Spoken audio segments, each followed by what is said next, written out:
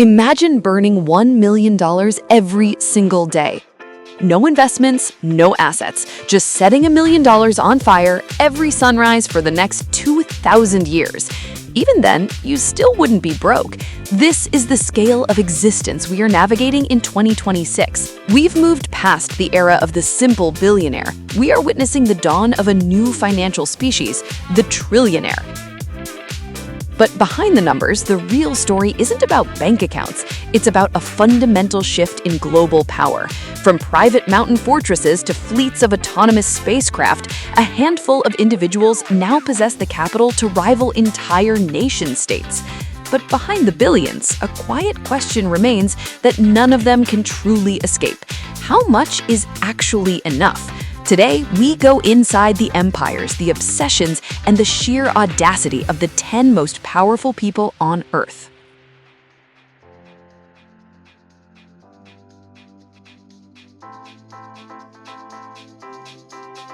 While much of the world's wealth has migrated into the digital cloud, our 10th spot is held by a man who still reigns over the physical world.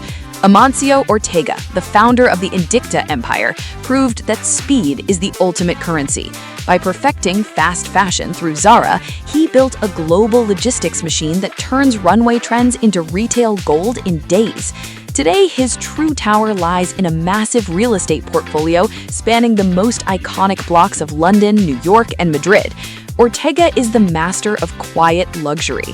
He famously avoids ties and eats in the staff cafeteria, yet moves across the globe in a $65 million Gulfstream. He owns the buildings other billionaires rent, proving that in a world of fleeting digital trends, there is no substitute for owning the ground beneath your feet. But while Ortega built his empire block by block, Warren Buffett spent nearly a century proving that the ultimate flex is actually not spending at all. At 95 years old, the Oracle of Omaha sits on a fortune approaching $150 billion.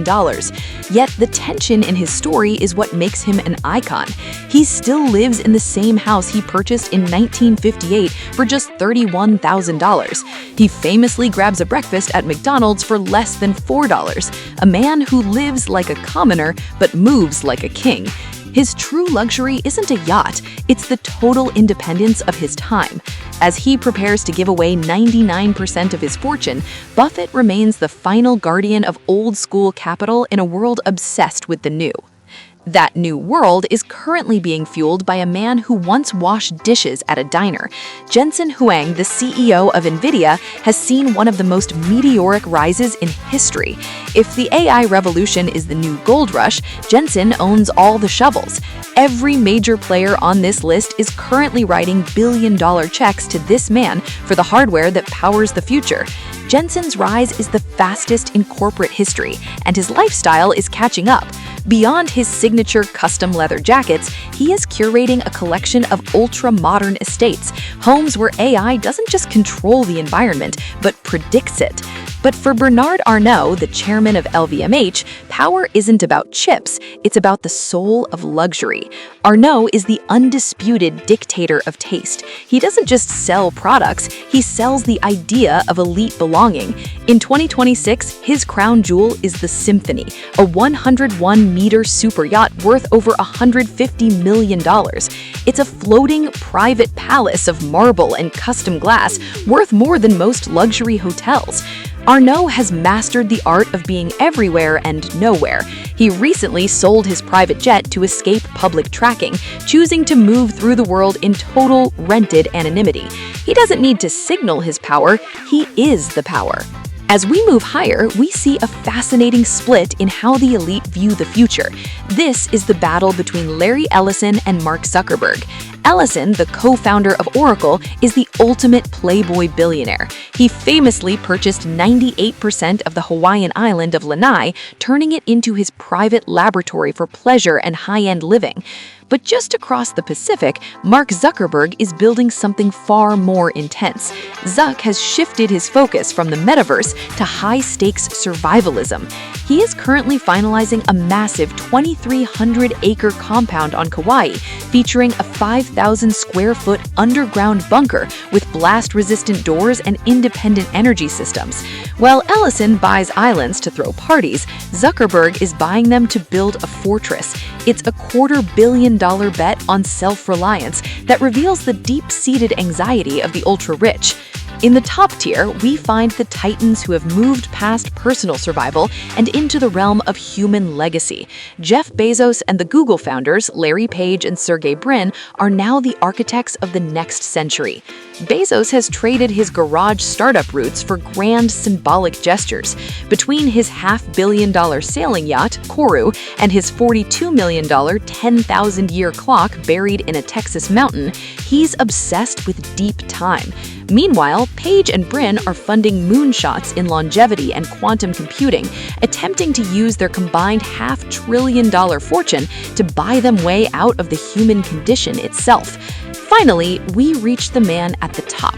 Elon Musk is not just the richest person on Earth in 2026, he's competing with history itself. With a projected net worth approaching $800 billion, his financial gravity is so strong that he no longer operates by the same rules as the rest of humanity. At this scale, money stops being currency and starts becoming raw power. Musk's story is a high-wire act of total risk. At this scale, failure isn't just personal, it's historic. But if he succeeds, he won't just be a trillionaire, he'll be the first human with the resources of a sovereign nation. What makes Musk the ultimate outlier is that he famously owns no home, living in a $50,000 tiny house in South Texas. He isn't building a kingdom on Earth, he's building a bridge to the stars.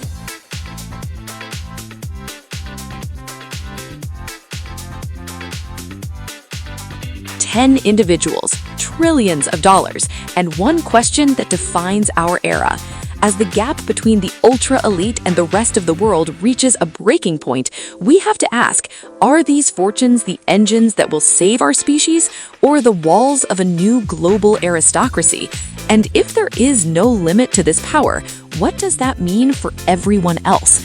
Because the trillionaire era isn't coming, it's already beginning. Let me know your thoughts in the comments. Who's making the best use of their billions?